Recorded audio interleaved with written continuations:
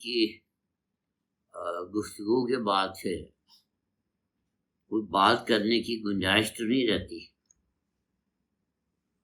لیکن بابا حضور کے وصال کے بعد سے اب تک مجھے بہت سے ایسے دوست ملے ہیں جنہوں نے مجھ سے بہت سے سوالات کیے ہیں بابا حضور کی تعلیمات کے متعلق کہ واصف صاحب نے یہ بات کہی تھی یا واصف صاحب کی ہم نے یہ بات پڑھی ہے یا سنی ہے، تو اس کا کیا مطلب ہے۔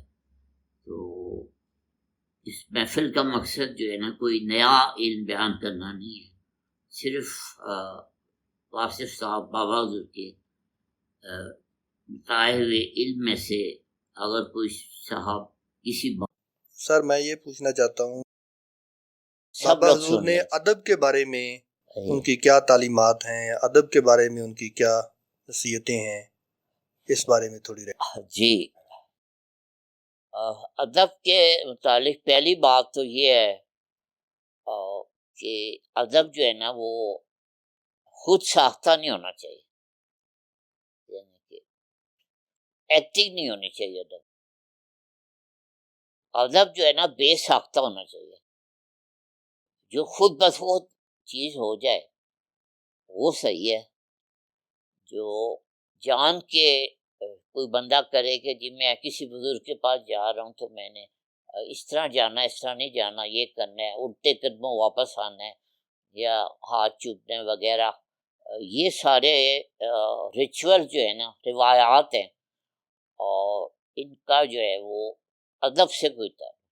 ادب وہ ہوتا ہے جو دل سے ہوتا ہے اور خود بخود ہوتا ہے، اور ہم جس ہستی کے روبرو پیش ہو رہے ہوتے ہیں تو وہ ہستی اپنا ادب جو ہے خود بخود سکھا دیتی۔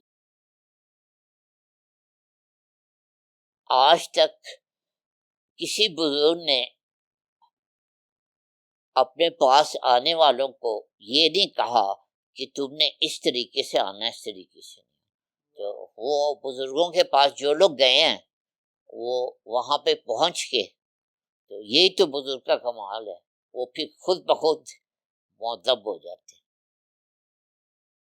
یہ بادشاہ ہوتے ہیں اور دنیاوی لوگ بادشاہ جو ہوتے ہیں، وہاں پروٹوکول افسر ہوتا ہے، وہ لوگوں کو بتاتا ہے کہ آپ نے جب پیش ہونا ہے تو کس طرح پیش ہونا ہے، اور سر آپ مجھ سے بہتر جانتے ہیں بڑے لوگوں کے کیا پروٹوکول ہوتے ہیں۔ وہ تو فقیروں کے پروٹوکول جو ہے وہ دل میں خود بخود پیدا ہو جاتے ہیں۔